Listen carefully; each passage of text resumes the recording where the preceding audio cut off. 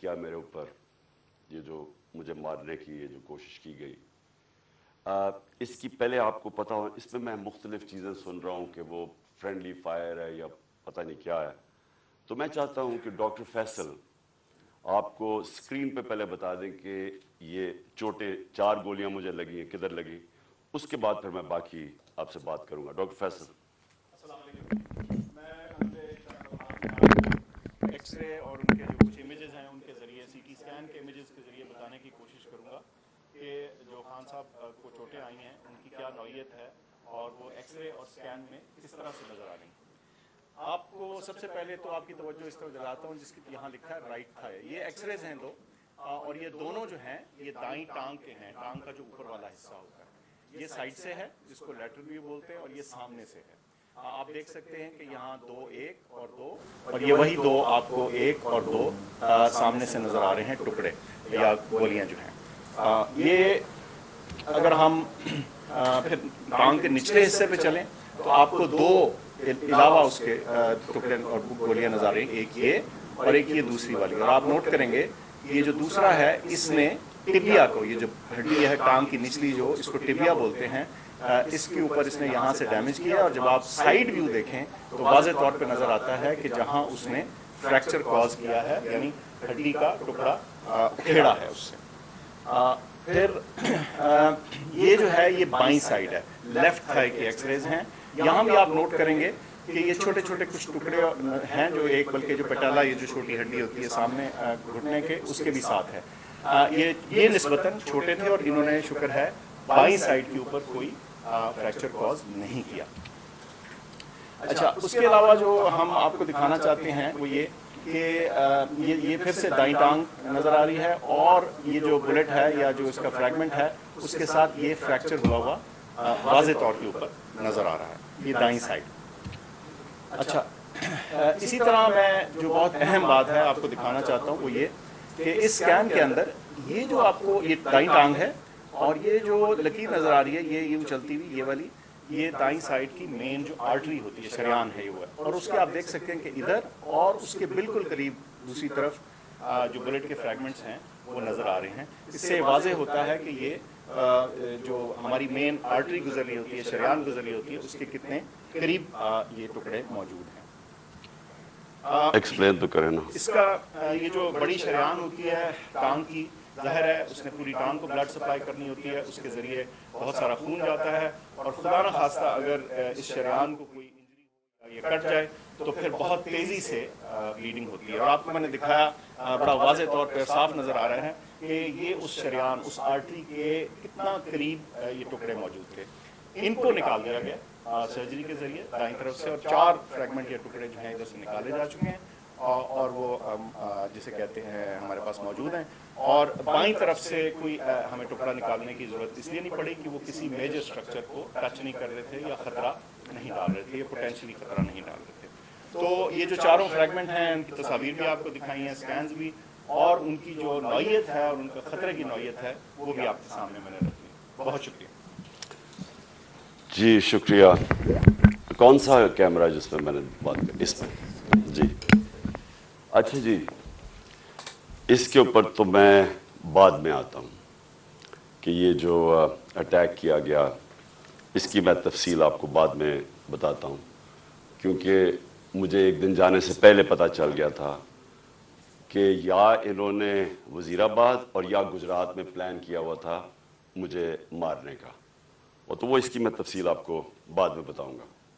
اس سے پہلے میں صرف اپنی قوم کے سامنے ایونٹس رکھنا چاہتا ہوں جو پچھلے 6 مہینے میں ہوئے ہیں. یہ ضرور آپ کو سمجھنا ہے کہ اس قوم سے ہوا کیا ہے. مارچ 6 یا 7 کو مراسلات ہے.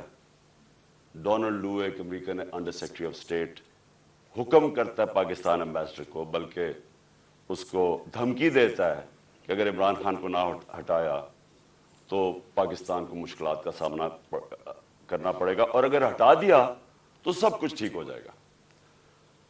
اور اگلے دن اور نو کانفیڈنس موشن، عدم اعتماد کی تحریک جمع کروائی جاتی ہے اسمبلی میں، اور دیکھتے دیکھتے سارے ہمارے لوگ، ایک منڈی لگتی ہے سندھ ہاؤس میں، اور لوگ بیٹھنا شروع ہو جاتے ہیں. یہ یاد رکھیں کہ گورنمنٹ کبھی ہارتی نہیں ہے نو کانفیڈنس. وہ کیوں نہیں ہارتی؟ کیونکہ گورنمنٹ کے پاس گورنمنٹ کے وسائل ہوتے ہیں، ہمارے پاس گورنمنٹ کا پیسہ ہوتا ہے. ہم چاہتے تو منڈی لگی ہوئی تھی نا، وہ 20 کروڑ 25 کروڑ آفر کر رہے تھے، ہم زیادہ پیسے دے دیتے. گورنمنٹ کا پیسہ تھا جو پہلے ہوتا رہا ہے. اور یہ جو پیسہ انہوں نے استعمال کیا یہ بھی چوری کا پیسہ تھا. یہ کوئی ڈکلیئرڈ پیسہ تو نہیں تھا، یہ بلیک کا پیسہ تھا، یا انہوں نے سندھ گورنمنٹ کا پیسہ خرچ کیا. تو انہوں نے خرید لیے لوگ. ہم نے پرنسپل فیصلہ کیا کہ ہم اس آکشن کے اندر حصہ نہیں لیں گے، کیونکہ اگر ہم گورنمنٹ کا پیسہ استعمال کرتے ہیں تو ہم لوگوں کا پیسہ، عوام کا پیسہ چوری کرتے ہیں، جو عوام کی ان کا حق ہے. گورنمنٹ گر جاتی ہے. سارے سمجھتے ہیں کہ جناب اب تحریک انصاف کی قبر کھود گئی ہے، عمران خان ہمیشہ کے لیے گیا اور مٹھائیاں بٹے گی. لیکن پاکستانی قوم وہ کرتی ہے جو اس نے کبھی پہلے کیا ہی نہیں. تو 10 تاریخ کو، اور میں آپ کو خود کہہ رہا ہوں 10 اپریل کو، میں خود ہی حیران کہ جو شام کو سینز دیکھے، جو لوگ سڑکوں کے اوپر آئے، جس طرح لوگ نکلے. میں بشرا بیگم کے ساتھ بیٹھا تھا تو ہم خود حیران رہ گئے کہ یہ ہوا کیا ہے. ہوا یہ کہ یہاں 90 کی دہائی میں 2 حکومتیں کرپشن میں نکالی گئی. جب وہ کرپشن میں جاتی تھی اور اسٹیبلشمنٹ نکالتی تھی، لوگ مٹھائیاں بانٹتے تھے. پھر جنرل مشرف آ گیا، 2 دفعہ کرپشن میں ان گورنمنٹس کو نہ کہ وہ خود اس نے مارشل لا لگا دیا. لوگوں نے مٹھائیاں بانٹی، لوگ ان کی کرپشن سے تنگ تھے، ان 2 جماعتوں کی. اس کے بعد جنرل مشرف نے ان کو NRO دے دیا، وہ واپس آ گئے. فیصلہ جنرل مشرف نے کیا NRO دینے کا جب اس کے پاس رائٹ ہی نہیں تھا کہ عوام کا پیسہ چوری. کرپشن کا مطلب ہوتا ہے عوام کا پیسہ چوری ہونا. تو عوام کا پیسہ چوری ہوگا اور جنرل مشرف معاف کر دیتا ہے ان کو. وہ آ جاتے ہیں اور 10 سال 4 گنا پاکستان کا قرضہ بڑھتا ہے. کرپشن کیسز انہی دوروں میں ان کے بنتے ہیں. یہ جو اب NRO لے رہے ہیں 2، یہ 95% کرپشن کیسز اس 10 سال کے بنے ہوئے تھے. 4 گنا پاکستان کا قرضہ بڑھ جاتا ہے. مجھے لوگ ووٹ دیتے ہیں اس لیے کہ لوگ ان سے تنگ تھے. اور اس کے بعد وہی اسٹیبلشمنٹ فیصلہ کرتی ہے کہ اب چینج کی وقت آ گیا اور وہ ان کو واپس لے آتی ہے. اور یہی کانسپریسی ہوتی ہے باہر، ایک بیرونی کانسپری اندر، اور یہ فیصلہ ہو جاتا ہے. کہتے ہیں جی ہم نیوٹرل ہو گئے ہیں. نیوٹرل کا کوئی بھی مطلب لے لیں، مطلب تو یہ ہے کہ انہوں نے پتا تھا کہ سازش ہو رہی ہے، راستہ نہیں روکا. یہ آ جاتے ہیں. اب ہوتا کیا ہے، اسٹیبلشمنٹ کو اس ملک میں عادت پڑ گئی تھی کہ جدھر وہ لوگوں کو دھکیلیں گے لوگ ادھر چلے جائیں گے. جب وہ چینجز لے کے آتے ہیں مٹھائیاں بڑھتی ہیں. اسٹیبلشمنٹ کو یہ عادت تھی. ان کو ایک دھچکا پڑا کہ اس باری پاکستانی قوم نے فیصلہ کیا کہ نہیں، یہ جو 30 سال سے ملک کو چوری کر رہے ہیں ہم ان کے ساتھ نہیں جانا چاہتے. اور اس لیے وہ پبلک سڑکوں پہ آ گئی. میں نے عوام سے میں اٹھا ہوا ہوں. میں نے تو میری کسی ملٹری اسٹیبلشمنٹ کے اندر میری پارٹی تو نہیں بنی تھی جس طرح نواز شریف بنا تھا یا جس طرح ذوالفقار علی بھٹو بنا تھا. میں تو 22 سال سٹرگل کر کے عوام سے اوپر آیا تھا. تو میں نے تو عوام میں واپس جانا تھا. اور عوام نے جس طرح میں اب کیا کہوں، میری پذیرائی کی، جس طرح انہوں نے میری حوصلہ افزائی کی، میں تو خود ہی اس پہ بھی حیران رہ گیا. گرمی کی انتہا. یعنی اس باری اپریل اور مئی دنیا میں کہتے ہیں کہ پاکستان سب سے گرم ملک تھا، اتنی گرمی تھی. اور ایک سے ایک بڑا جلسہ پبلک نے آنا شروع ہو گیا. ہم نے ایک لانگ مارچ اناؤنس کی 25 مئی کو. جب ہم نے لانگ مارچ اناؤنس کی تو انہوں نے 3 لانگ مارچز ہمارے خلاف کی. ہم نے سمجھا کہ آئین اور قانون ہمیں اجازت دیتا ہے، ہم نے ان کو کہیں روکا نہیں تھا، ہم نے ان کو اجازت دے دی تو یہ بھی ہمیں آنے دیں گے. انہوں نے جو تشدد کیا، جو لوگوں کے گھروں میں 2 دن پہلے راتوں کے 3 بجے جا کے انہوں نے جس طرح کا تشدد کیا، ना चादर ना चार दीवारी, लोगों को उठा उठा के लोगों को जेलों में डाला। किस वजह से? उसके बाद इन्होंने जब वो पुरअमन एहतजाज हुआ वहां इस्लामाबाद में, उनके ऊपर शेलिंग, फैमिलीज निकली हुई हैं, उनके ऊपर उन्होंने शेलिंग की। और हम हैरान कि क्या इनके लिए जायज है लॉन्ग मार्च और हमारे लिए नहीं है? ऊपर से पहले आप बैरूनी साजिश के तहत आए, फिर सारे चोरों को ऊपर बैठा दें, हम एहतजाज करें तो हमें भेड़ बकरियों की तरह डंडे मारे। तो उसके बाद इन्होंने समझा कि पार्टी बिल्कुल ही खत्म हो जाएगी, मम्मी डैडी पार्टी है, यहाँ तो औरतें बच्चे आते हैं, तो इन्होंने समझा कि खत्म हो जाएगी। और ये समझे नहीं पाकिस्तानी कौम को, क्योंकि बंद कमरों में जब फैसले होते हैं आपको नहीं पता कि ग्राउंड के ऊपर क्या हो रहा होता है। जो इंफॉर्मेशन ये लेते हैं, अगर इनकी इंफॉर्मेशन ये करेक्ट होती तो इस मुल्क में इतने ज्यादा हादसे ना हुए होते। इंफॉर्मेशन किधर से आती है, ग्राउंड का सिचुएशन नहीं पता।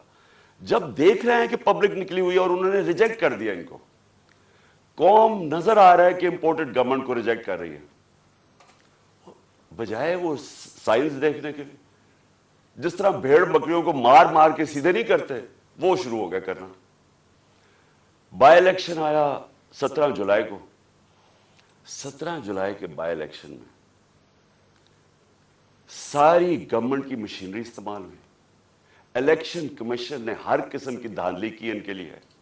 ईवीएम मशीन उसने इसलिए नहीं आने दी क्योंकि इन दोनों पार्टीज ने जाली वोट्स रजिस्टर करवाई हुई हैं हर हल्के में। नहीं तो कॉमन सेंस है कि सारी टेक्नोलॉजी का इस्तेमाल करें। जो 2015 के अंदर जो जुडिशल कमीशन बैठी थी धांधली पे, उसमें एक चीज वाजे होगी कि अगर आप ईवीएम मशीन ले आए तो 90% धांधली खत्म हो जाती है। इन्होंने जान के नहीं आने दी, इस इलेक्शन कमीशन ने रोका। इन दोनों पार्टीज, इन्होंने मुखालफत की और हैंडलर्स ने मुखालफत की, क्योंकि मैनिपुलेट नहीं हो सकते इलेक्शन। उसके बाद बटन दबाओ तो रिजल्ट आ जाता है। हम हैरान, हम चाह रहे फ्री एंड फेयर इलेक्शन। पहली दफा गवर्नमेंट ने कोशिश की और इन्होंने अपोज किया। उसके बावजूद पीटीआई स्वीप कर जाती है, तहरीक इंसाफ जीत जाती है, सारे दंग रह जाते हैं। फिर भी साइंस नहीं पढ़े कि कौम किधर खड़ी है। उसके बाद मजीद और प्रेशर, धमकियां, और उसके बाद क्या होता है कि एक चेंज होता है, एक हैंडलर आ जाता है Islamabad, Faisal, general Faisal, major general Faisal. वो कह के आता है कि मैं अब तुम्हें बताऊंगा कि मैं कैसे इनको सीधा करता हूं। और सख्तियां शुरू हो जाती हैं। जो तहरीक इंसाफ के लिए मीडिया कवर कर रहे हैं उनके लिए सख्तियां, जो जर्नलिस्ट तहरीक इंसाफ को फेवर कर रहा है उनके ऊपर सख्तियां। हमारे मेंबर्स को अप्रोच किया जा रहा होता है कि आप हमारे एमपीज को, ये जरा सुने, एमपीज को डराया धमकाया जा रहा है कि इसको छोड़ो इमरान खान। क्या डराया धमकाया जा रहा है? कि हमारे पास हमारे करप्शन केसेस है। अगर वो नहीं मिल रहा है तो हमारे पास वीडियोज हैं, आपकी गंदी वीडियोज हैं, वो हम तो ब्लैकमेल करने के लिए। ये तमाशा हो रहा पाकिस्तान में कि हमारी अपनी एजेंसीज अपनी डेमोक्रेटिक प्रोसेस को चलने नहीं दे रही और ये इस्तेमाल कर रही है। बजाय रियलाइज करें कि आपने गलती कर दी है। लोग चोर नहीं एक्सेप्ट कर रहे हैं, उसके बावजूद एक गलती को दोहराते जा रहे हैं और फोर्स करते जा रहे हैं लोगों को। धमकियां आनी शुरू हो गई। मुझे तब पता चला कि मेरे ऊपर एक इन्होंने प्लान बनाया, क्योंकि आप रुक, अच्छा, फिर इलेक्शन कमीशन को इस्तेमाल किया जा रहा है, किसी तरह इमरान खान को डिस्क्वालीफाई करो। फॉरेन फंडिंग केस, पता चला वो फॉरेन फंडिंग ही नहीं है, उसको हमें लटकाया कि फॉरेन फंडिंग में अब पार्टी जाएगी। पता चला वो प्रोहिबिटिव फंडिंग है, उसके अंदर पार्टी डिस्क्वालीफाई नहीं हो सकती। उधर से चेंज करके तोशा खाना आ गए। तोशा खाना का सारा रिकॉर्ड तोशा खाना के अंदर पड़ा है। जो चीज भी है वो उसके अंदर पड़ी है, उसमें कोई गुंजाइश ही नहीं है चोरी की। अगर आप है तो वो एकदम पकड़े जाती है। तोशा खाना केस चला गया, उसमें जी अब तोशा खाना में डिस्क्वालीफाई कर देता है। वो वकील जाके उससे पूछ रहा है कि किस बेसिस पे एक इलेक्शन कमीशन डिस्क्वालीफाई कर दी। क्यों जी? वो वहां नवाज शरीफ का हुक्म आया हुआ है कि इमरान खान को, हमें इकट्ठा लेवल प्लेइंग फील्ड दो, वो आदमी जो अरबों रुपया इस मुल्क का चोरी करके बाहर लेके जाता है, जो हुदैबा पेपर मिल्क, ये हुदैबा पेपर मिल्क समझ लें, इसहाक डार ने जज के सामने अपनी फ्री विल से स्टेटमेंट दी हुई है, जिसको सेक्शन 164 कहते हैं। 164 बयान जो है वो जेल में नहीं दिया जाता, वो आप जज के सामने जाके कन्फेस करते हैं कि ये मैंने किया है। तो ये 25 अप्रैल 2000 में इसहाक डार वहां बयान देता है कि मैं शरीफ खानदान के लिए पैसे चोरी, इनके चोरी का पैसा मनी लॉन्डर करता हूं इंग्लैंड। वहां काजी फैमिली के बेनामी अकाउंट्स खोले जाते हैं, शरीफ फैमिली का वहां से, और फिर रेमिटेंसेस दिखा के पाकिस्तान आता है और शरीफ फैमिली के अंदर चला जाता है। यानी सीधी सीधी चोरी। हुदैबा पेपर मिल्क में एनआरओ मिल जाता है, डिस्पाइट कि वो इसहाक डार कह रहा है कि मैं कन्फेस कर रहा है कि मैं मनी लॉन्डर हूं शरीफ खानदान का, और इनको बता रहा है कि करप्ट है, एनआरओ मिल जाता है। वो नवाज शरीफ जो फिर एवंसफील्ड अपार्टमेंट उसकी पैनामा पेपर्स के अंदर पकड़ी जाती है, तस्लीम कर देता है हमारी। अब पैसा किधर से आया वो बता नहीं सकते, कभी कतरी खाता आ जाता है, फिर एक कोई फेक डीड आ जाती है, ट्रस्ट डीड, वो क्लेबरी फॉन्ट वाली, झूठ पे झूठ बोले जा रहे हैं। आज तक एक डॉक्यूमेंट नहीं बताई कि लंदन के सबसे महंगे इलाके में 4 अपार्टमेंट्स आपकी, जो आप तस्लीम कर रहे हैं हमारी हैं, और कह रहे हैं कि जनाब इमरान खान को और मुझे एक ही तरह लेवल प्लेइंग फील्ड दो। इमरान खान ने अपने लंदन का फ्लैट 34-35 साल पहले लिया, क्रिकेट खेलता था इंटरनेशनल। अदालत ने जब मांगा सारा रिकॉर्ड दिया। रिकॉर्ड का मतलब कि एक 40-40 साल के कॉन्ट्रैक्ट्स दिखाए गए, किधर से पैसा आया, कैसे फ्लैट खरीदा, बेचा कितने का, मनी ट्रेल पाकिस्तान बैंकों के थ्रू पैसा आया। और मुझे उससे कंपेयर कर रहा है जो अरबों रुपए की प्रॉपर्टीज बाहर रखी हुई है, बेटों की प्रॉपर्टी बाहर है, वो बेटा अलहदा, वो जो हसन शरीफ बता ही नहीं सकता कि 9-10 अरब के घर किधर से आया, और वो कह रहा है कि लेवल प्लेइंग फील्ड। तो लेवल प्लेइंग फील्ड क्या है कि इलेक्शन कमीशन अब मुझे डिस्क्वालीफाई करे, और वो डिस्क्वालीफाई करे तोशाखाना केस। अब को 8 दफा इलेक्शन कमीशन ने हमारे पीटीआई के खिलाफ फैसला दिया, 8 दफा हम अदालत में गए हैं, और 8 दफा अदालत ने ओवरटर्न किया इलेक्शन कमीशन का फैसला। अब हम फिर अदालत में जाएंगे, और मैं आपको यकीन दिलाता हूं कि इसको इतनी शर्मिंदगी होगी, और इसमें शर्म नहीं है इस इलेक्शन कमीशन में, क्योंकि ये नून लीग के घर, नवाज शरीफ के घर का नौकर है, और भी हैंडल होता है पीछे से। ये बिल्कुल ये इसके ऊपर मैं फिर केस करूंगा, हरजाना करूंगा इसके ऊपर, क्योंकि उसके मेरे पर गलत इल्जाम लगाया है। और फिर एफआईए केसेस कर रही है। एक पॉलिटिकल पार्टी जिसने लीगल फंड रेजिंग की है पाकिस्तान में, वो तहरीक इंसाफ है। 40,000 का हमारा डेटाबेस है, किसी पार्टी के पास है ही नहीं, इनके पास कोई डेटाबेस ही नहीं है। अच्छा, वो इनसे पूछ ही नहीं रहा कि किधर से आपने पैसे इकट्ठे किए। जिस पार्टी ने पैसे इकट्ठे किए उनसे पूछ रहा है। अच्छा, वो जवाब भी दे रहे हैं।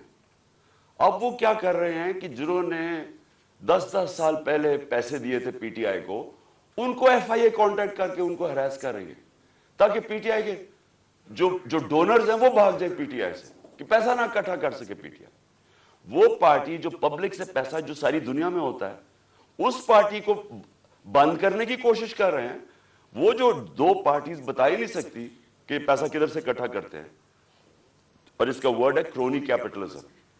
ये पहले बिजनेसमैन के साथ बिजनेस करते हैं, और फिर उनसे फिर उनको पैसे, उनको मौका देते हैं पैसे बनाने का, फिर उनके साथ या प्रॉफिट शेयरिंग करते हैं, और फिर उन्हीं से डोनेशन ले लेते हैं। इनके पास तो डोनर बेसिक कोई नहीं है। हम क्यों फैसले कर सकते हैं पब्लिक के लिए? हम क्यों बड़े बड़े माफियाज के खिलाफ खड़े हुए, जिस तरह शुगर माफिया? क्योंकि हमारे पास पब्लिक का डोनर बेस है, हम पब्लिक से पैसे इकट्ठे करते हैं, इसलिए पब्लिक इंटरेस्ट के लिए खड़े हो सकते हैं। ये है छोटी सी एलीट इंटरेस्ट प्रोटेक्ट करने के लिए माफियाज के साथ आई। तो एफआईए हमारा नुकसान पहुंचा रही है हमें, कि हमारे केसेस हमारे, ताकि हमारे डोनर्स भाग जाए। उसके अलावा इन्होंने सहाफ़ियों से क्या किया?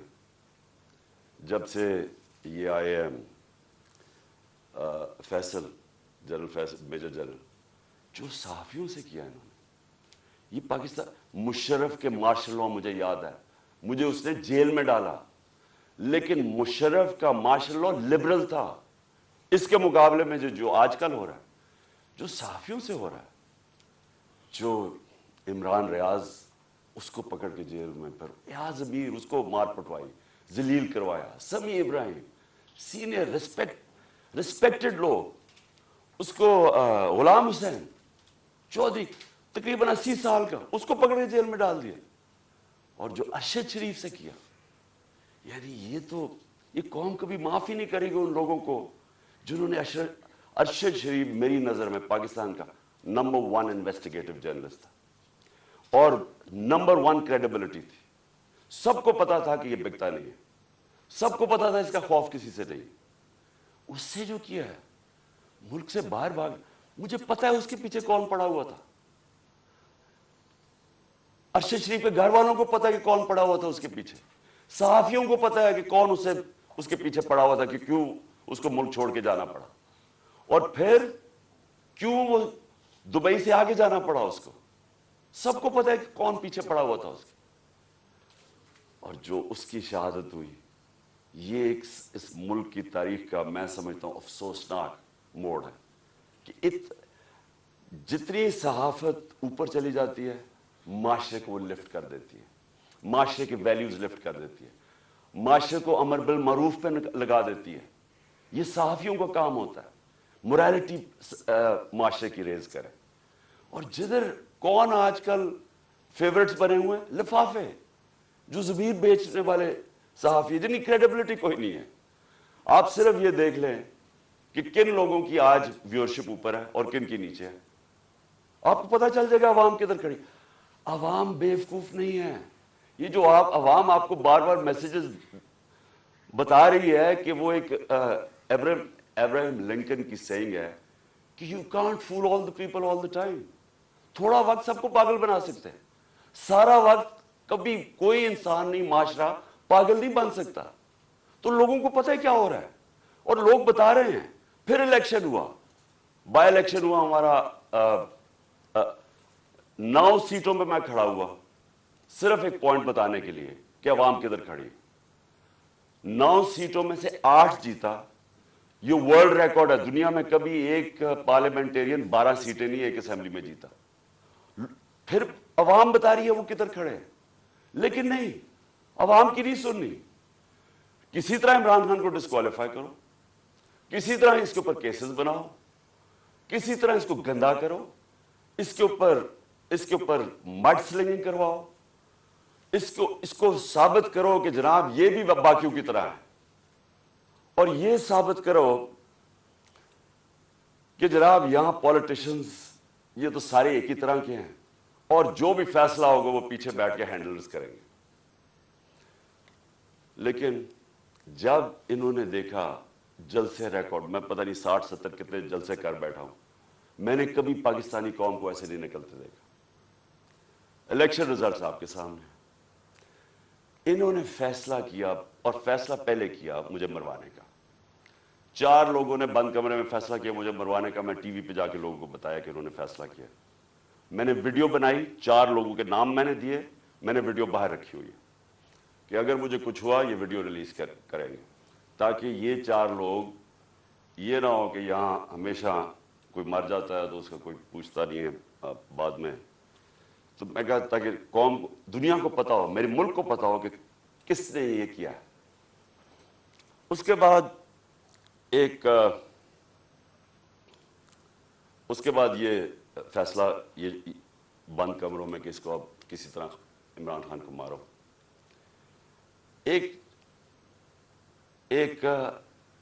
अच्छा, और मुझे खबरें किधर से आती है, अब मैं ये भी आपको बता दूं कि मुझे कैसे पता चलता है। एक तो मैं गवर्नमेंट में 3.5 साल रहा, मेरी रिलेशनशिप्स हैं, इदारों के अंदर लोगों को मैं जानता हूं, एजेंसीज के अंदर लोगों को मैं जानता हूं। वैसे जो इदारों के अंदर, सारे इदारों के अंदर جو باہری اکثریت ہے وہ سب متنفر ہے جو ہو رہا ہے پاکستان کے ساتھ، جو انہوں نے 6 مہینے میں کیا ملک کے ساتھ، جو مہنگائی کے اندر لوگوں کے حالات ہیں، معیشت نیچے جا رہی ہے، انڈسٹری نیچے جا رہی ہے، ایکسپورٹس نیچے جا رہی ہے، ٹیکس کلیکشن نیچے جا رہا ہے، ریمیٹنسز نیچے جا رہی ہے، جو کسان ہیں، جو ریکارڈ ہماری 17 سال میں گروتھ ریٹ تھی ایگریکلچر میں، زراعت میں 4.5%، وہ آج نیچے چلے گئے۔ تو لوگ ان سے تنگ ہیں، اور لوگ مجھے بتاتے ہیں کہ یہ کیا سازشیں چل رہی ہیں۔ تو دوسری انہوں نے سازش کیا کی، انہوں نے، اور اس کے اوپر اب میں آنے لگا ہوں، یہ جو ہوا، یہ جو مجھے یہ گولیاں لگی، یہ سازش کیا تھی؟ انہوں نے فیصلہ کیا کہ ایک ایسا سلمان تاثیر ٹائپ قتل کرو عمران خان۔ اس کے اوپر پہلے اسے کہو کہ جناب یہ اس نے مذہب کی توہین کی ہے یا توہین رسالت کی ہے، اس کے اوپر کوئی انہوں نے ٹیپس ٹوپس بنائی، انہوں نے وہ ریلیز بھی کی، وہ لوگ چلائے، اور وہ نون لیگ کے لوگ اس کو پروجیکٹ کرنا شروع ہو گئے۔ پتہ تھا مجھے کہ کون اس کو پروجیکٹ کر رہا ہے۔ ہمیں یہ اتنا آسان ہے آج کل کے زمانے میں پتہ چلوانا، کیونکہ یہ تو ڈیجیٹل ورلڈ ہے، آپ پتہ چلوا سکتے ہیں کس اکاؤنٹ سے چیزیں پروجیکٹ کی جا رہی ہیں۔ تو یہ پہلے تو یہ پروجیکٹ کیا گیا کہ عمران خان نے دین کی توہین کی ہے۔ اس کے بعد پلان ان کا یہ تھا، جو انہوں نے کیا اس دن یہ وزیر آباد میں، کہ کہیں گے جی دینی انتہا پسند عمران خان کو قتل کر دیا جس طرح سلمان تاثیر کو کیا، کیونکہ اس نے کوئی مذہب کی توہین کر دی۔ یہ پلان بنا، میں نے یہ پلان جلسے کے اندر 24 سپٹمبر کو عوام کے سامنے رکھا، اور میں یہ چاہتا ہوں کہ یہ بالکل اسی اسکرپٹ کے اوپر ہوا جو کہ وزیر آباد میں ہوا ہے۔ تو یہ پہلے ذرا میں چاہتا ہوں آپ سارے یہ ذرا ایک دفعہ دیکھیں کہ یہ ہوا کیا تھا، یہ میں نے کیا کہا تھا 24 سپٹمبر کو۔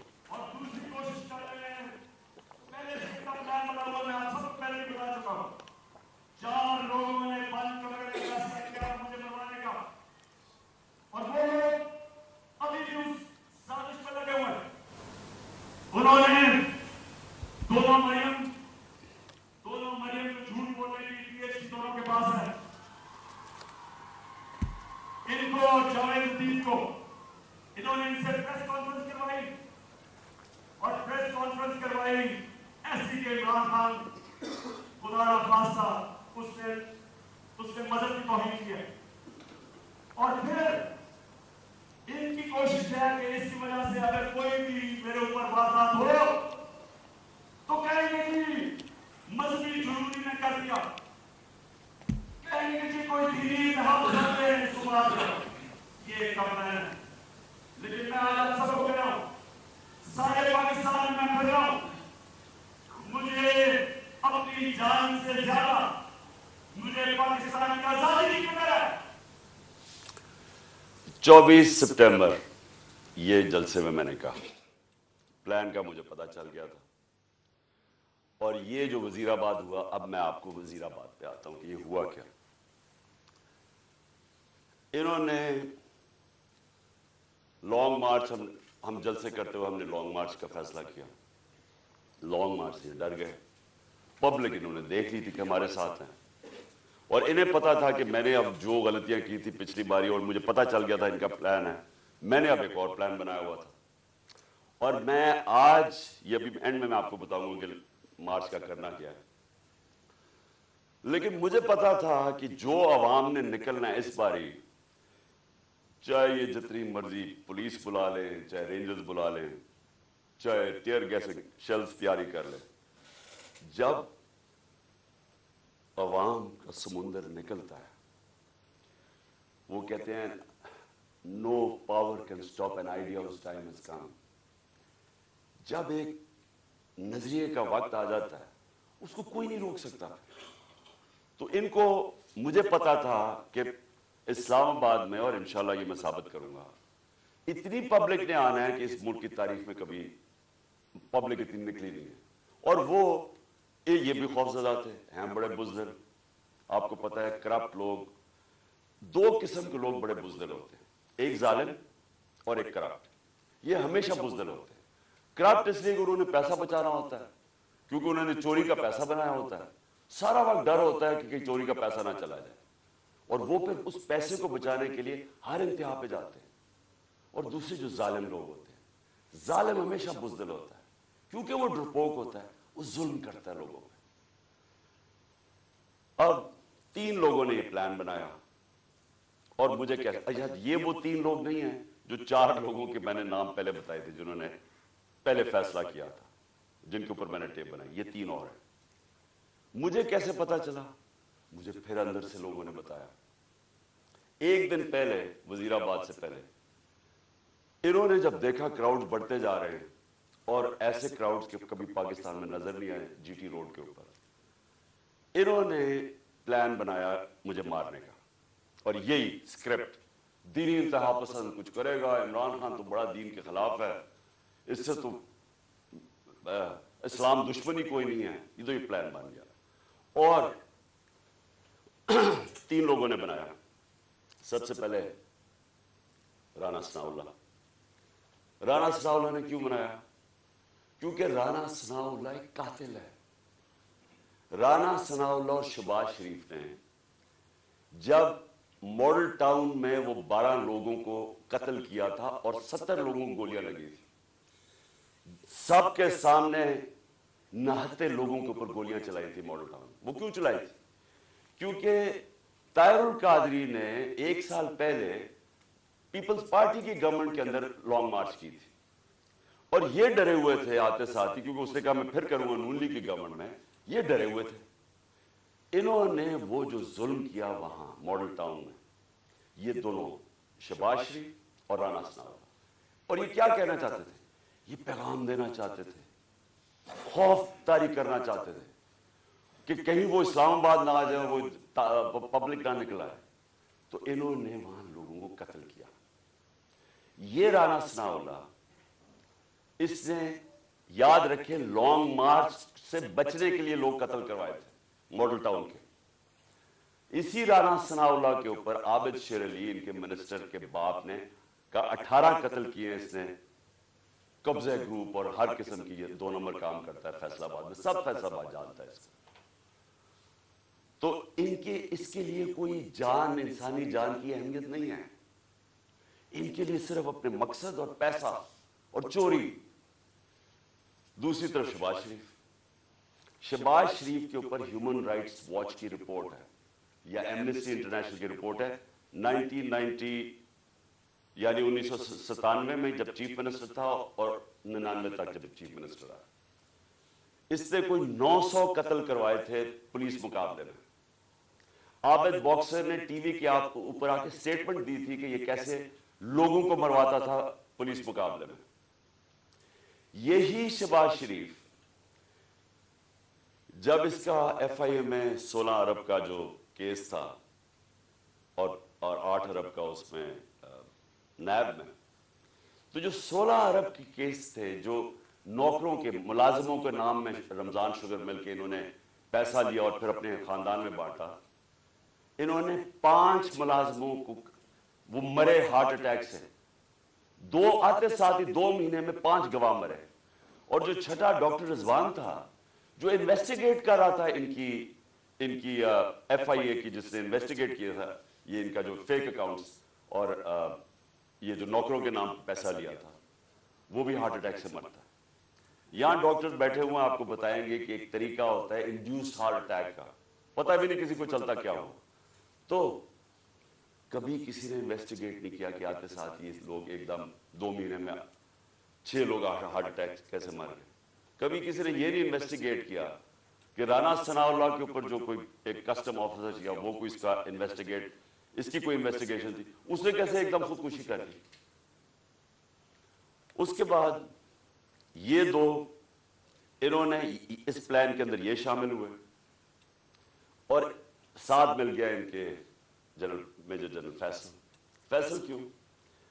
فیصل اس لیے مل گیا, ایک تو ڈرٹی ہیری کہ اوپر وعدہ کر کے آیا تھا کہ فکر نہ کرو میں ان کو ٹھیک کرتا ہوں, آپ میرے پہ چھوڑ دیں, میں ان کو اس پارٹی کو ٹھکانے لگاتا ہوں.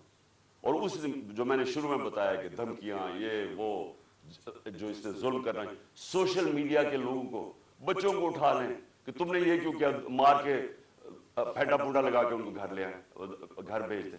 خوف پھیلایا ہوا کہ فکر نہ کرو. جس طرح ہم کوئی دشمن ہیں، ہم کوئی بیرونی لوگ ہیں جو کہ ملک کے غدار ہیں، اس طرح ٹریٹ کیا. تحریک انصاف جو مدد کرے یہ جناب فیصل صاحب ہم کریں گے. اور اس نے کیا کیا، پہلے شہباز گل، اس کو اس نے اٹھایا، ٹارچر کیا، اس کو ننگا کیا، تصویریں کھینچی، تشدد کیا، اور اس کا جو ابھی تک وہ ریکور نہیں کیا جو اسے کیا.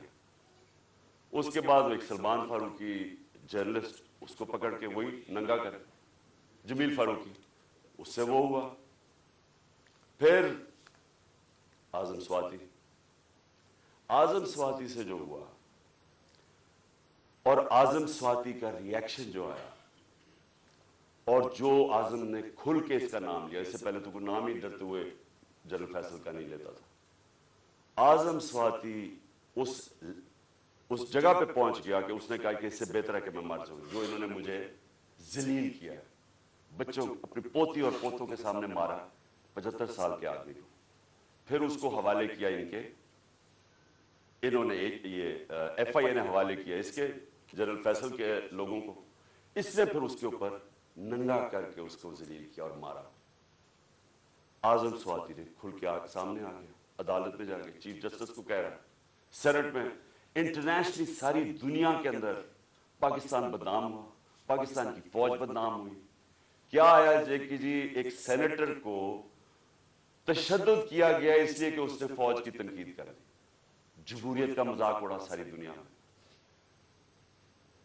اب وہ ایشو بیٹھ نہیں رہا اعظم سواتی کا، وہ آگے لے کے جا رہا ہے. اعظم سواتی کھڑا ہو گیا، عدالت میں جا رہا ہے، اور ساتھ ہمارا اب یہ مارچ نکلا ہے. تو فیصل ان کے ساتھ مل گیا، ان تین نے فیصلہ کیا مجھے قتل کرنے کا. اور پھر ہوا کیا، اب میں آپ کو ڈیٹیل دیتا ہوں. اس دن ہوا کیا، اس دن میں جب کنٹینر پہ تھا تو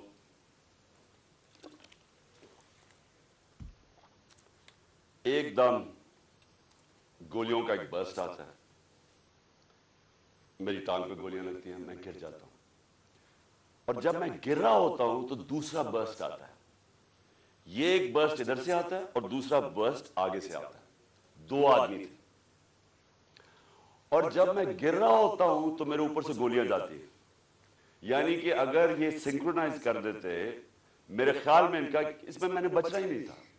اگر یہ دونوں جو میرے کنر نے کٹھے اگر مارنا تھا تو اس نے ادھر سے مارنا تھا، تو یہ تو جدھر سے اس نے مارنا تھا اس نے بچنا ہی نہیں تھا، کیونکہ سامنے سے مارنا تھا، وہ سائڈ سے مارا تھا. تو جب میں گر رہا تھا تو اوپر سے گولیاں گئی، اور پھر بھی کیونکہ میں گر گیا تھا، میرے خیال میں اس نے سوچا ہوگا، اوپر جو بیٹھا ہوا تھا اس نے سوچا کہ اب یہ مار گیا، اور وہ وہاں سے چلا گیا. اب جو چیز سمجھنے کی ہے وہ یہ کہ ایک تو پکڑا گیا جنونی، اس کو کہا جی یہ تو بڑا کوئی دینی جنونی، کوئی انتہا پسند ہے. یہ انتہا پسند نہیں ہے، اس کے پیچھے پورا پلان تھا. یہ پلان پورا ہم اب انکور کریں گے، اور میں آپ کو بتاؤں اس کے ساتھ اور لوگ ملوث ہیں، اور یہ پلان اب کا نہیں پہلے کا بنا ہوا ہے.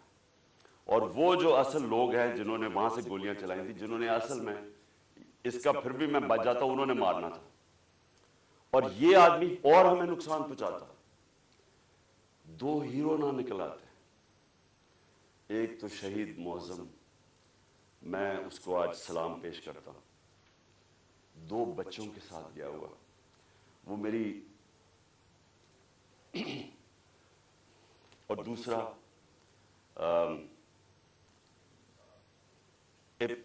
ابتسام، جس طرح اس نے پکڑا اور جس طرح اس کی اگر دلیری نہ ہوتی تو اس نے بس مار دیتا، تو اور تباہی کر دیتا تھا. 11 لوگوں کو گولیاں لگی، اور ایک ہمارا موزم شہید ہوا. اب ہم نے ایف آئی آر رجسٹر کرنے کی کوشش کی ہے. سب ڈرتے ہیں کیونکہ کئی ادارے یہ قانون سے اوپر ہے. میں آج جنرل باجوہ سے سوال پوچھتا ہوں کہ کیا فوج کا وقار اوپر جائے گا یا نیچے جائے گا اگر جو آپ کی فوج پہ کالی بھیڑیں غلط کام کر رہی ہیں, ظلم کر رہی ہیں, انسانوں پہ تشدد کر رہی ہیں, اگر آپ ان کے اوپر ایکشن لیں گے تو فوج کا وقار اوپر جائے گا, لوگ عزت کریں گے فوج کی. لیکن اگر یہ ہے کہ فوج میں ایسے لوگ بیٹھے جو ہمیں بھیڑ بکریوں کی طرح سمجھ رہے ہیں, مار داڑ کر کے, ڈرا دھمکا کے, اگر سمجھ رہے ہیں کہ اس طرح فوج کا وقار اوپر چلا جائے تو نفرتیں بڑھ رہی ہیں. آپ کے ایک میجر جنرل نے جو میرے خیال میں غداری میں پکڑا گیا, امریکہ کے لیے غداری کر رہا تھا, آپ نے اس کو سزا دی, فوج کا وقار اوپر گیا, غلط کام کر رہا تھا. تو کیا یہ اب جنرل میجر جنرل فیصل اس کی تفتیش ہونے دیں گے آپ؟ اور کیا اس ملک میں اب تفتیش ہو سکے گی جب جنرل فیصل کے اوپر الزام ہے, انٹیریئر منسٹر ثناء اللہ کے اوپر الزام ہے, اور تیسرا پرائم منسٹر شہباز شریف کے اوپر الزام ہے؟ کیسے تفتیش ہوگی؟ جب تک یہ تین لوگ ریزائن نہیں کرتے تفتیش ہوگی کیسے؟ اور ادھر میں جنرل باجوہ آپ سے بھی فوج کے وقار کے لیے کہہ رہا ہوں کہ یہ پاکستانی فوج کو نقصان پہنچا رہے ہیں اس طرح کی کالی بھیڑیں. یہ جو سمجھتے ہیں کہ ہم انسان ہی نہیں ہیں, بھیڑوں کو کبھی ادھر موڑ دو کبھی ادھر موڑ دو, آج وہ چور ہیں کل وہ این آر او مل گئے تو اچھے ہو گئے ہیں, آج پھر آپ ان کو چور بنا دیں گے کل پھر بھیڑی. ہم انسان ہیں, انسانوں کو جانوروں کی طرح نہ ٹریٹ کریں. اور انسان کسی وقت آگے کھڑا ہو جاتا ہے, اور یہ قوم کھڑی ہو گئی ہے. یہ میں آج آپ کو بتا دوں, دو راستے اب اس قوم کے سامنے, یا ایک پرامن انقلاب آئے گا اور یا خونی انقلاب آئے گا, اور تیسرا راستہ نہیں ہے. کیونکہ میں نے 6 مہینے میں اس قوم کو جاگتے دیکھا ہے, قوم کھڑی ہو گئی ہے. یہ جو شعور کا جن ہے یہ بوتل سے نکلا ہے, یہ اندر نہیں جانے لگا. اب فیصلہ صرف یہ کر لیں کہ ہم پرامن طریقے سے اس ملک کے اندر چینج لے کے آئیں گے, جو کہ بیلٹ باکس کے ذریعے آئے گا صاف اور شفاف الیکشن کے لیے, یا وہ جو ایران میں ہوا تھا ہوگا, تباہی ہوگی, جو سری لنکا میں لوگ سڑکوں پہ آ جائیں گے, کیوس ہوگا. یہ جماعت جس کو ان 3 لوگوں نے مجھے قتل کرنے کی کوشش کی اور اللہ نے بچایا, جس طرح ابھی ڈاکٹر فیصل نے کہا کہ یہ جو گولی میری یہ ادھر اوپر کی ٹانگ پہ لگی, وہ ایک گولی میری جو وہ اصل آرٹری ہے اس کے نیچے سے نکل گئی اور ایک اس کے پاس آ کے رک گئی. اگر وہ رپچر ہو جاتی تو 20 منٹ میں انسان مرتا ہے, 20 منٹ میں سارا خون نکل جاتا ہے. اگر تو سیدھا ہاسپٹل نہ ہو 20 منٹ میں مر گیا آدمی. تو اللہ نے اگر مجھے یہ بچایا ہے, جو مجھے آج زندہ رکھا ہے, یہ صرف اللہ کا کرم ہے. انہوں نے تو پوری کوشش, کوئی کسر نہیں چھوڑی تھی. انہوں نے تو ایک ادھر سے اور ادھر سے سامنے والے نے مارنا تھا. اور پھر سوال میں پوچھتا ہوں, سب سے بڑی پاکستان کی پولیٹیکل پارٹی, اس کے سربراہ, جو واحد فیڈرل پارٹی رہ گئی ہے پاکستان میں, یہ 2 فیملی پارٹی سکڑ کے چھوٹی چھوٹی پارٹیز رہ گئی ہیں. میں چیلنج کر کے جاؤں گا سندھ میں, اور انشاءاللہ یہ زرداری مافیا کو سندھ میں ہرا کے دکھاؤں گا آپ کو.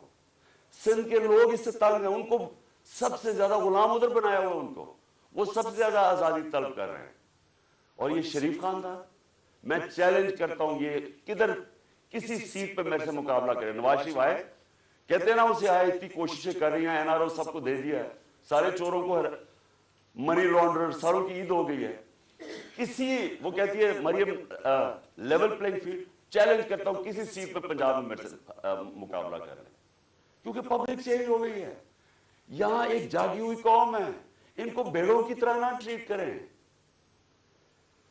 اور چیف جسٹس صاحب میں آپ سے مخاطب ہوں. دیکھیں یہ ملک ترقی نہیں کر سکتا جب تک رول آف لا نہیں ہوگا. میں ساری دنیا پھر رہا ہوں, 70 سال میری عمر ہے. میں نے مغربی دنیا اندر سے دیکھی ہوئی ہے. میں جب 18 سال کا انگلینڈ گیا تو میں نے پہلی دفعہ رول آف لا دیکھا. مجھے تو پتہ ہی نہیں تھا کیونکہ ہم تو ملٹری ڈکٹیٹرشپ میں بڑے ہوئے تھے یہاں 60s میں. تو پہلی دفعہ میں نے ایک فلائی ریاست دیکھی, وہ کیا ہوتی ہے, اور رول آف لا دیکھا کہ قانون سب کے لیے ایک برابر. کوئی طاقتور وہاں قانون کے اوپر نہیں تھا, کوئی وہاں قبضہ گروپ نہیں تھے. ان کی عدالتیں ان کو ان کمزور کی حفاظت کرتی ہیں. وہاں اگر آپ کے پاس پیسے نہیں ہیں لیگل ایڈ دیتی ہیں کہ ایک عام آدمی جا کے عدالت میں کیس لڑ سکے. وہاں کسی کی جرت نہیں ہے, کسی طاقتور کی جرت نہیں ہے کسی پہ ظلم کرے. اس لیے وہ کامیاب معاشرے ہیں, اس لیے وہاں خوشحالی ہے. میرے سامنے میری زندگی میں دیکھتے دیکھتے سنگاپور جو ایک پاکستان کا مقابلہ ہی نہیں کوئی کر سکتا تھا. پاکستان سب سے تیزی سے ترقی کر رہا تھا 60s میں. ہم تو مثال تھے دنیا کی. اور کہاں سنگاپور ہمارے ساتھ ہمارے سے نیچے شروع ہوا. آج ہمارا جو پر کیپٹا انکم ہے وہ پتہ نہیں $2000 ہوگا, سنگاپور کا $60,000 ہے. کیونکہ ان کے اسٹیٹسمن لی کوان یو نے سب سے پہلے زور لگایا قانون کی بالادستی قائم کرنے کے لیے. اور اس نے جب قانون کی بالادستی ہوتی ہے تو کرپشن ختم ہوتی ہے.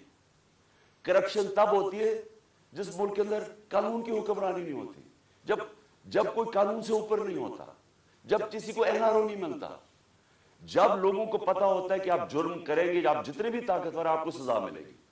صرف تب ایک معاشرے کے اندر انصاف ہوتا ہے اور وہ معاشرے میں پھر خوشحالی آتی ہے. ہمارے نبی صلی اللہ علیہ وسلم نے مدینہ کے اندر غربت تھی لیکن انہوں نے پہلے انصاف قائم کیا, عدل اور انصاف. فلاحی ریاست بنائی اور عدل اور انصاف قائم کیا. رحم دل ریاست بنائی اور عدل انصاف قائم کیا. اس کے بعد خوشحالی آئی, پہلے خوشحالی نہیں آئی. ہم کیوں نہیں آگے بڑھ رہے؟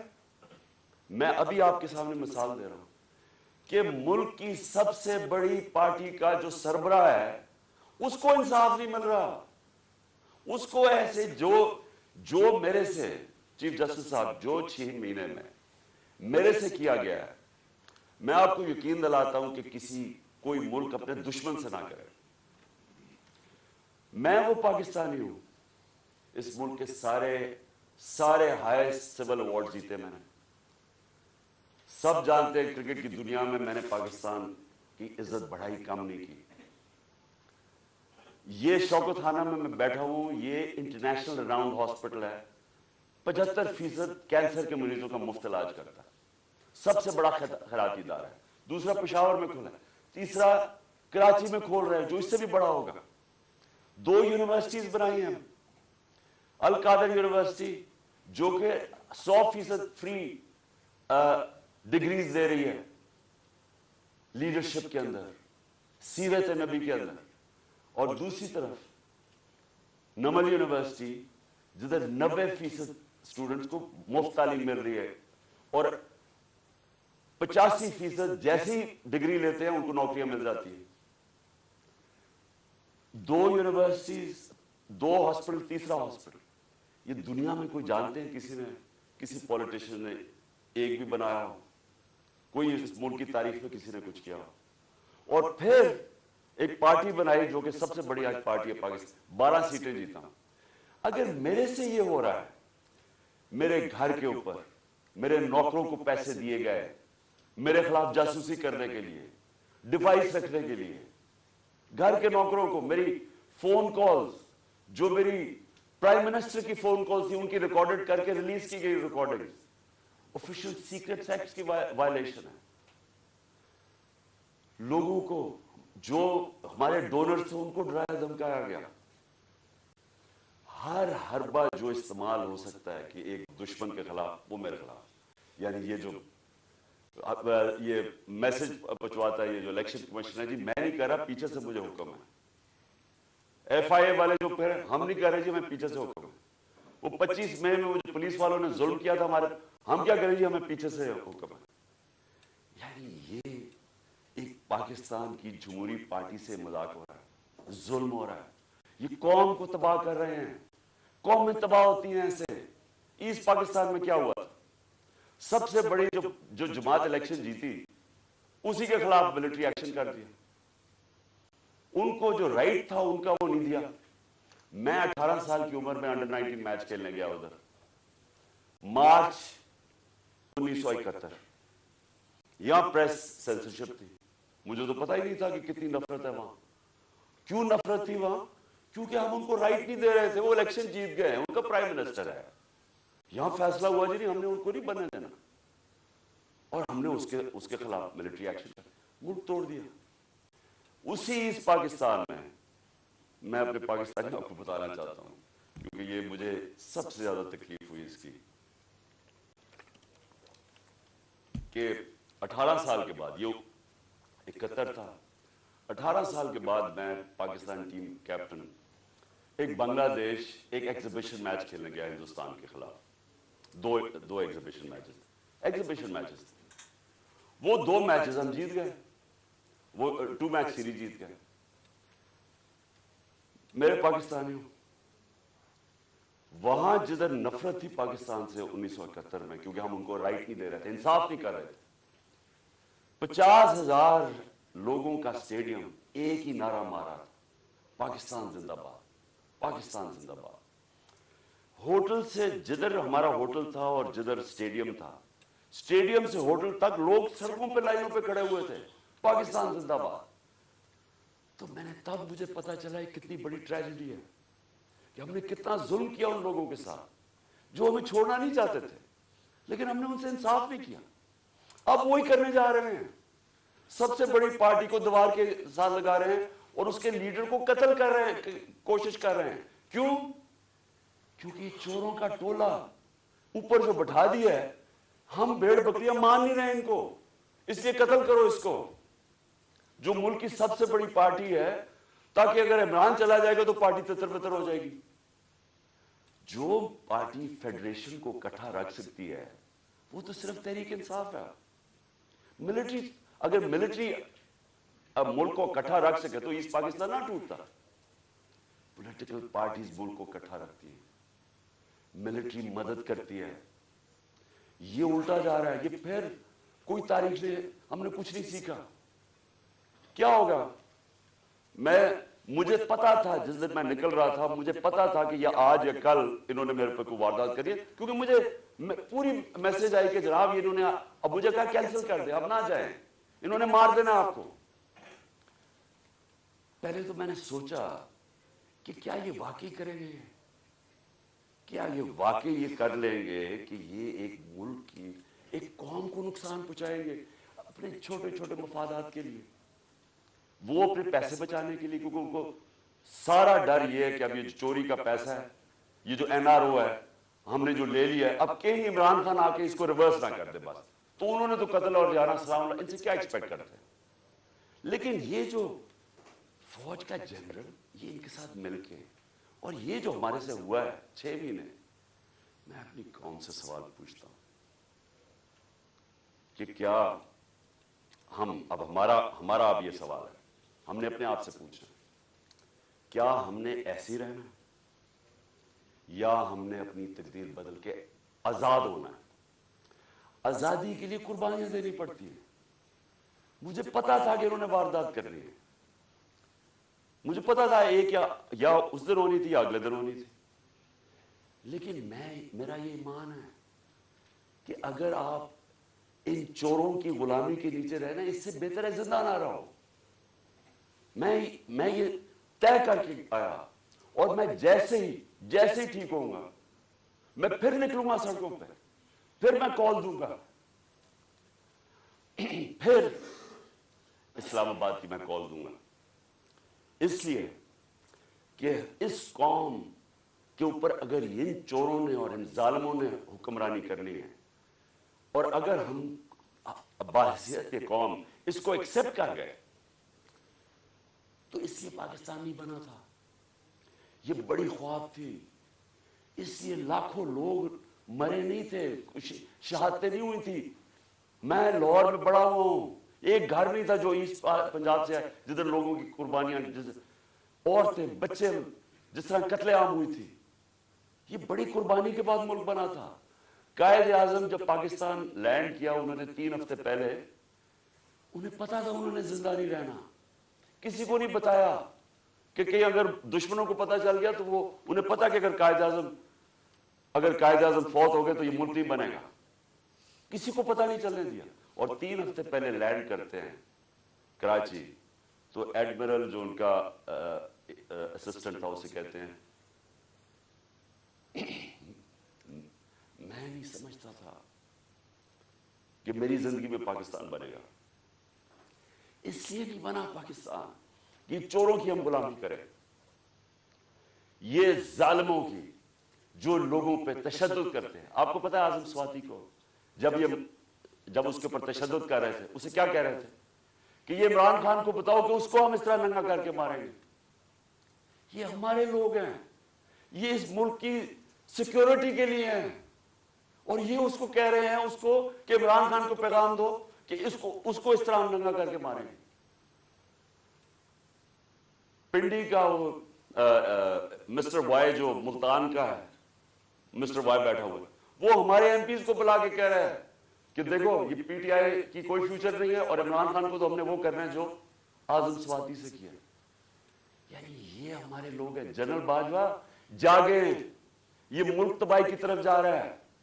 یہ اگر آپ نے ان کے اوپر کالی بھیڑوں پہ ایکشن نہ لیا، یہ نفرتیں بڑھتی جائیں گی، یہ قوم ٹوٹنے کی طرف جائے گی. عمران خان کو جب اللہ نے لے کے جانا ہے میں تو تیار ہوں اس کے لیے.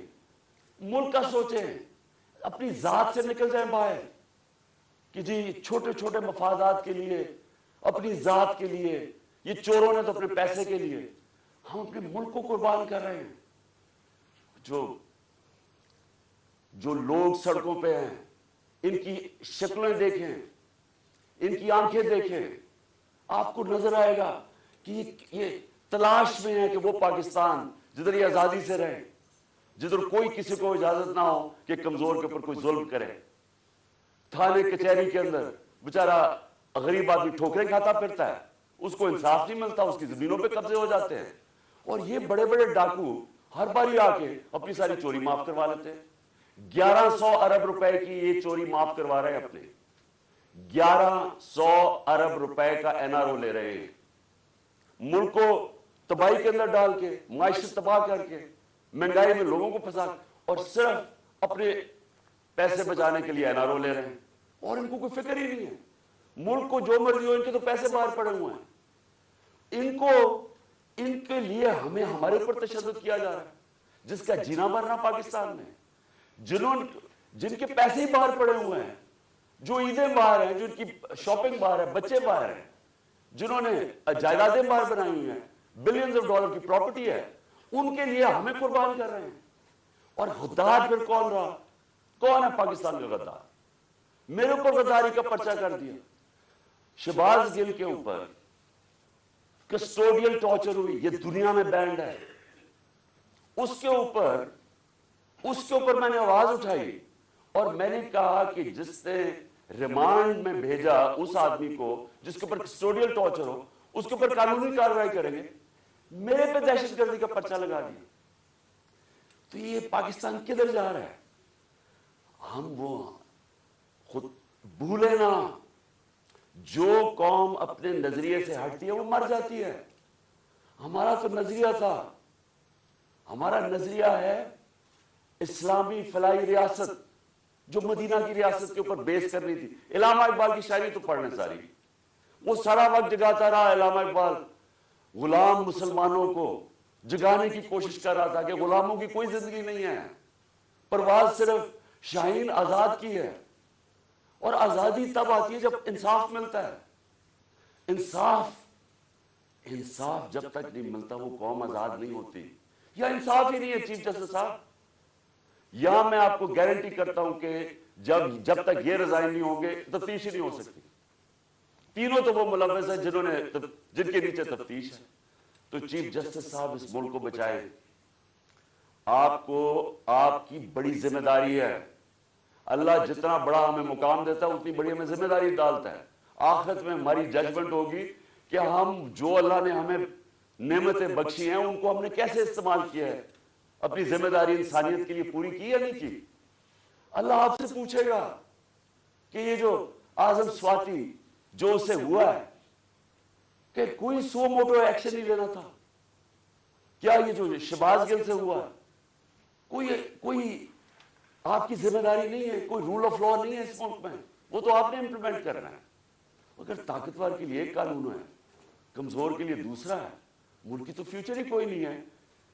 کیونکہ میرے نبی صلی اللہ علیہ وسلم نے 1500 سال پہلے تقریباً انہوں نے کہہ دیا تھا کہ وہ قومیں جو کمزوروں کو, چوروں کو جیلوں میں ڈالتی ہیں اور طاقتور ڈاکوؤں کو پکڑتی نہیں ہیں وہ تباہ ہو جاتی ہے.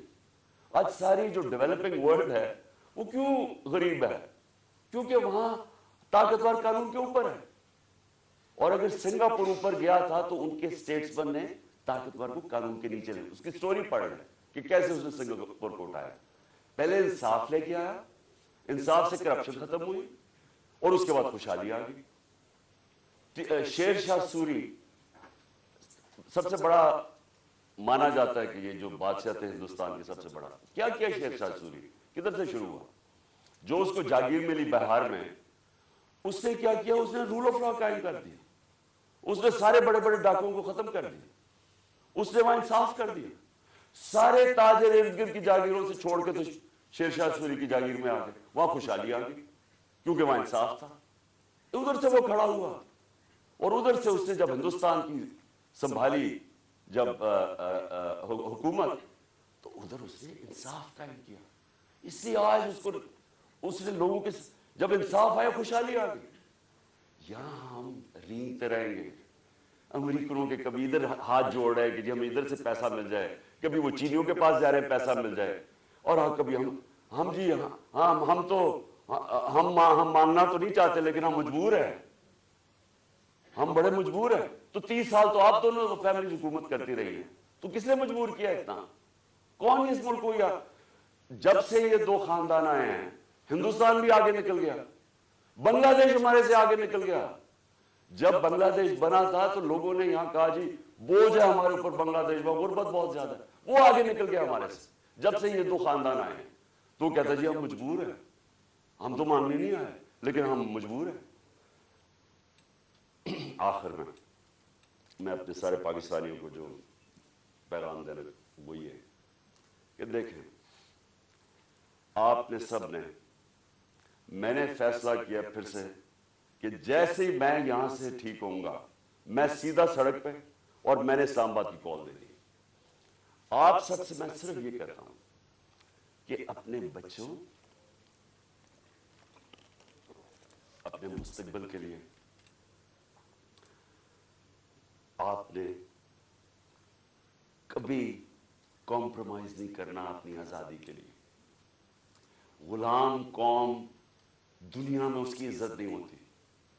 ہر پاسپورٹ پوچھے ہمارے پاکستانیوں سے کیا ہوتا ہے, دنیا عزت نہیں کرتی اور وہ قوم اوپر ہی نہیں جا سکتی. اگر ہم نے یہ غلامی کر کے اوپر جانا تھا تو ہم کب 40 سال سے تو میں جانتا ہوں غلامی کر رہے ہیں. وہ کوئی امریکن آتا ہے اس کے پیر میں گر جاتے ہیں, کوئی گورا رنگ دیکھتے ہیں اس کے جوتے پالش کرنے شروع کر رہے ہیں. وہ جب سازش ہو رہی تھی تو مجھے یاد ہے کہ امریکن وہ عورت کوئی امریکن ایمبیسی سے مریم نواز کو ملنے گئی, وہ گھر سے باہر گئی اس کو ریسیو کرنے میں, اسے ایسے ملے جیسے کوئی برطانیہ کی پتہ نہیں کوئی ملکہ آ گئی. اس کے سامنے صرف لیٹ ہی نہیں گئی کہ میرے اوپر سے چل کے جاؤ, جا کے اس کے جوتے نہ گندے ہو جائیں. یہ اپنے آپ کو ہم ذلیل کرتے ہیں ساری جگہ دنیا کے اندر, کیونکہ ہم بیکاریوں کی طرح پھرتے ہیں, قومی غیرت کھو بیٹھے. اور کیوں نہیں ہم آگے بڑھ سکتے؟ کیونکہ انصاف نہیں ہے, انصاف نہیں ہے, خوشحالی نہیں ہے, انصاف نہیں ہے, آزادی نہیں ہے. تو میرے پاکستانیوں, آپ نے سب نے جب تک یہ 3 لوگ ریزائن نہیں کرتے آپ نے پروٹیسٹ کرنا ہے. آپ نے سڑکوں پر پروٹیسٹ کرنا, آپ کو آپ کا آئین رائٹ دیتا ہے. ظلم اور ناانصافی کے خلاف کھڑا ہونا آپ کا دین آپ کو حکم کرتا ہے جہاد کرنا ہے. جہاد کیا ہے؟ ظلم کے سامنے کھڑے ہونا, ناانصافی کا مقابلہ کرنا, اپنی آزادی کے لیے کھڑے ہونا. یہ آپ کا فرض ہے. اور اللہ نے کیوں کیا ہوا ہے؟ کیونکہ اللہ کو پتہ ہے کہ غلام کی کوئی پرواز نہیں ہے. تو انصاف آپ کو آزاد کرتا ہے, اور آزاد کی پرواز ہے. تو اس لیے آپ نے سب نے نکلنا ہے, آپ نے پوری طرح اس پروٹیسٹ کے اندر حصہ لینا ہے, اور ان تینوں کی ریزگنیشن مانگنی ہے. کیونکہ جب تک یہ تین ریزائن نہیں کرتے, یہ جو کیس ہے یہ آگے نہیں بڑھے گا, اس کی تفتیش نہیں ہوگی, کیونکہ کنٹرول کرتے ہیں سب کچھ ہے, ایف آئی اے, ساری ایجنسیز ان کے کنٹرول کے نیچے. تو کیسے انصاف ملے گا؟ جنرل باجوہ کو بھی کہنا, میں آپ کو آج کہہ رہا ہوں کہ یہ فیصل, میجر جنرل فیصل کر رہا ہے, یہ اس ملک کو تباہی کی طرف لے کے جا رہا ہے. فوج اس ملک کی ضرورت ہے.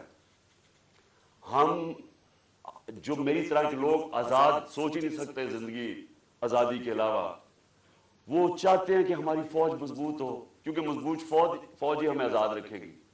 یہ کمزور کر رہا ہے فوج کو. ان حربوں سے ہماری فوج کمزور ہو رہی ہے. ہم جب تنقید کرتے ہیں یہ تعمیری ہے, یہ اپنی فوج کو کمزور کرنے کے لیے نہیں ہم کر رہے ہیں. ہم آپ کو آج کہہ رہے ہیں, ساری قوم آپ کو کہہ رہی ہے کہ یہ چوروں کے ساتھ ہم نے نہیں چلنا. قوم آپ کو بار بار کہہ رہی ہے. نہ یہ کریں کہ ہمیں ڈنڈے مار مار کے یہ فیصل کہ جی نہیں آپ نے بھیڑ بکریوں کی طرح ان کے ساتھ چلنا, نہیں چلنا انہوں نے, اور انتشار کی طرف جا رہا ہے قوم. سو مہربانی کریں, اس کو ریزائن کروائیں, اس کے اوپر پوری تفتیش کریں کہ اس نے کس قسم کا ظلم کیا ہے. اعظم سواتی کے اوپر جو ہوا ہے, جو شہباز گل کے اوپر ہوا ہے, جو جمیل فاروقی کے اوپر ہوا ہے, ننگا کر کے, کون سی قوم اجازت دیتی؟ کبھی سنا ہے امریکہ کے اندر, امریکہ کے اندر, یورپ میں کسی آزاد قوم میں سنا ہے کہ اس طرح آزادی رائے کے اوپر کسی کو ننگا کر کے ماریں اور پھر دھمکیاں دیں آگے سے کہ یہ بتا دو کہ عمران خان سے بھی یہی ہوگا؟ یعنی یہ ہماری ایجنسیز ہیں, ان کا یہ کام ہے کہ ملک کو ہی کمزور کرو. تو پروٹیسٹ ہوگا جب تک یہ تین ریزائن نہیں کریں گے. جیسے میں ٹھیک ہوں گا میں سڑک پہ پھر آ رہا ہوں, اور میں اسلام آباد کال دوں گا, آپ تیار رہیں. انشاءاللہ اللہ نے مجھے بڑا بچایا ہے, مجھے ایک نئی زندگی دی ہے, اور میرے میں عزم دے دیا ہے کہ میں اپنی قوم کی آزادی کے لیے پوری طرح لڑوں. پاکستان زندہ باد.